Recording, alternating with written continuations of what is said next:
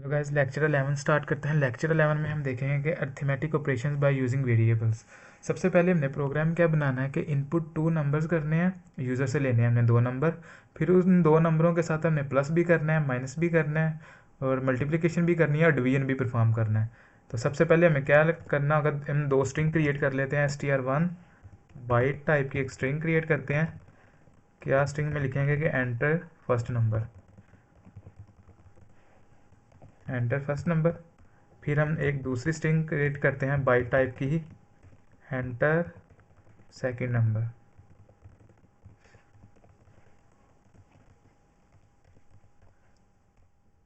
Then मैं एक variable create कर लेता हूँ रिजल्ट, जिसमें मैं रिजल्ट स्टोर करवा दिया करूँगा। देन सबसे पहले मैं क्या करता हूँ कि स्ट्रिंग को ना डिस्प्ले करवाता हूँ स्क्रीन पे। मूव edx ऑफसेट str1, यानी जैसे ही ये एक्सप्रेशन मैं लिखूँगा क्या होगा कि जो पहली मेरी स्ट्रिंग है ना वो edx में चली जाएगी। अब इस स्ट्रिंग को मैं डिस्प्ले करवा देता हूँ, कॉल राइट स्ट्रिंग करके मेरी जो स्ट्रिंग होगी वो डिस्प्ले हो गई है। अब मैं क्या करता हूँ, एक और एक्सप्रेशन लिखता हूँ यूज़र से इनपुट लेने के लिए, कॉल रीड डेक।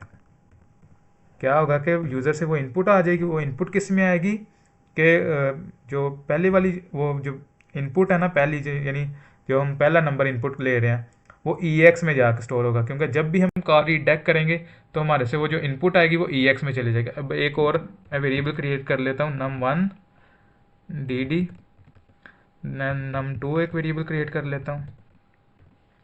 अब मैं क्या करता हूँ, जो EX में मेरी वैल्यू आ रही है ना उसको मैं मूव करवा देता हूँ num1 में। Move num1 to EX।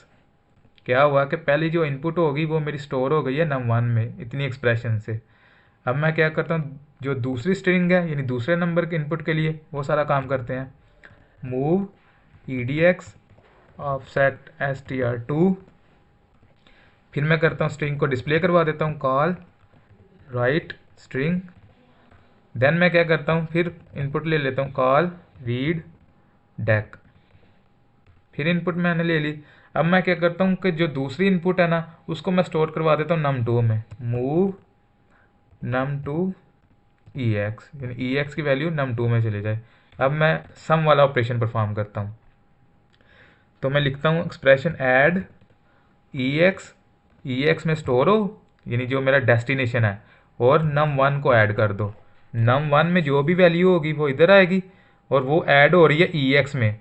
अभी रिसेंटली देखें कि हमारी EX में क्या वैल्यू आई है। EX में वैल्यू आई है यानी जो सेकंड हमने इनपुट ली है। एक और रूल है, तो एक और रूल देख लें कि कभी भी ऐसा नहीं हो सकता कि कोई भी एक एक्सप्रेशन है ना तो num1 यानी दो वेरिएबल इकट्ठे नहीं आ सकते। ये रूल है असेंबली लैंग्वेज में, यानी कभी भी डेस्टिनेशन और सोर्स कभी भी दो वेरिएबल्स इकट्ठे नहीं आ सकते। तो इसीलिए हमने पहले एक वेरिएबल ले लिया है और दूसरा हमने रजिस्टर में वैल्यू मूव करवा ली है। अब क्या होगा कि ऐड EX num1 की है, num1 की वैल्यू EX में जाके ऐड हो जाएगी और फाइनल जो रिजल्ट होगा वो भी हमारा EX में स्टोर है। अब हम इसको डिस्प्ले करवा लेते हैं, call read call right deck. अब हम अपना प्रोग्राम रन करते हैं। होप सो कोई एरर ना आ रहा हो।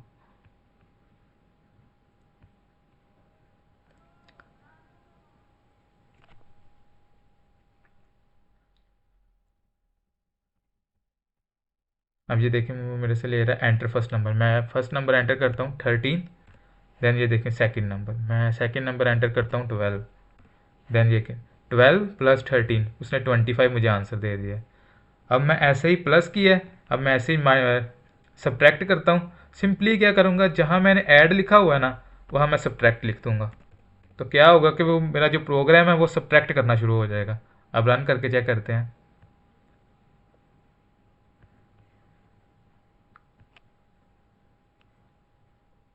मैं फर्स्ट नंबर लिखता हूँ 23, सेकंड नंबर मैं 10 लिखता हूँ। फिर दोबारा रन करते हैं, 23 10। ये देखें ये गार्बेज वैल्यू क्यों आ रही है। गार्बेज वैल्यू इसलिए आ रही है कि ये देखिए कि हमारे पास गार्बेज वैल्यू इसलिए आ रही है कि देखें कि हम क्या कर रहे हैं कि जो पहला नंबर है वो हमारा स्टोर है num1 में। फिर जो दूसरा नंबर हमारा स्टोर है वो है EX में। तो हम क्या एक्सप्रेशन लिख रहे हैं, सब ई एक्स, यानी ई एक्स में क्या है, दूसरे वाला नंबर यानी 10 माइनस करो num1 को, 10 माइनस 23, तो क्या नेगेटिव में वैल्यू आएगी। तो जबकि हम कर रहे हैं call right deck, call right deck करने से क्या होता है कि हमारे अनसाइंड जो वैल्यू होती है ना वो आती है। तो जो ही अब दोबारा में ना चेक कर लेते हैं, कॉल राइट डेक की जगह मैं जब कॉल राइट इंट लिखूंगा तो मेरे पास साइंड जो वैल्यू होगी ना वो आएगी। अब रन करके चेक कर लेते हैं।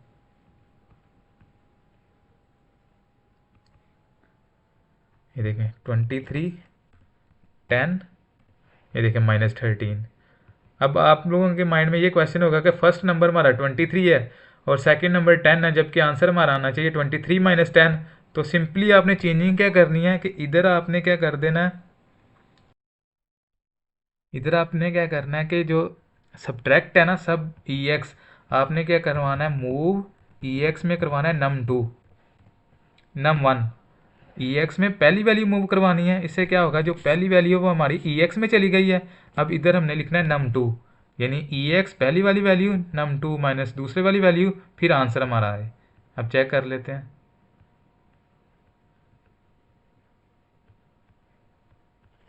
23 प्लस 10, ये देखें 23 माइनस 10, 13 आंसर आ गया। अब हम ऐसे मल्टीप्लिकेशन देखते हैं। मल्टीप्लिकेशन क्या होता है कि सिर्फ मल्टीप्लिकेशन को हमारा सोर्स हम देते हैं, वो डेस्टिनेशन खुद ढूंढ लेता है। अब हम मल्टीप्लिकेशन के लिए ऑपरेशन परफॉर्म करते हैं। सिंपली हमने दोनों इनपुट ले लिए हैं और दोनों इनपुट हमारी num1 और num2 में सेव है। हम क्या करेंगे कि जो ई एक्स में है ना num1 को वैल्यू, num1 की वैल्यू ई एक्स में मूव करवा देंगे। अब क्या करेंगे, मल निमोनिक है जो मल्टीप्लिकेशन के लिए यूज़ होता है, मल num2। इससे क्या होगा कि num2 मल्टीप्लाई होगा, जो भी वैल्यू होगी ना ई एक्स के साथ उसके साथ वो मल्टीप्लाई हो जाएगा, फिर फाइनल जो रिजल्ट है वो फिर ई एक्स में स्टोर करवा देगा। अब चेक कर लेते हैं।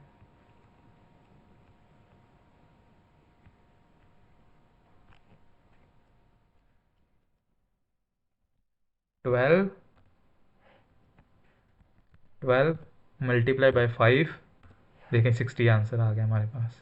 अब हम डिवीजन देख लेते हैं, जैसे मल्टीप्लिकेशन देखिए। जब भी आपने डिवीजन देखनी है ना तो डिवीजन, चले मैं एक ना आपको बताता हूँ, मल की जगह सिंपली आपने लिख लेना डिव, तो इससे क्या होगा, डिवीजन परफॉर्म होना शुरू हो जाएगी। अब हम चेक कर लेते हैं।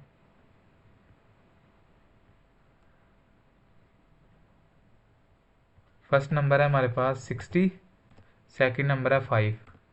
देखें कि कुछ आउटपुट इसने ना शो नहीं करवाई। वो क्यों नहीं करवाई, कि मैंने बोला था कि जब भी आपने डिवीजन परफॉर्म करनी है ना तो ईडीएक्स में 0 मूव करवाना है। अब ईडीएक्स में 0 मूव करवाया। अब हम चेक करते हैं। फर्स्ट नंबर है 60, सेकंड नंबर है 5, देखें अब 12 आंसर आ गया।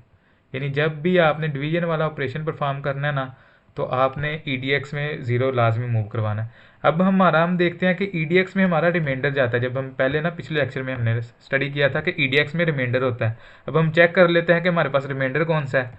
मूव ईएक्स में ईडीएक्स वैल्यू मूव हो, देन फिर शो हो जाए कॉल राइट इंट। अब हम चेक कर लेते हैं।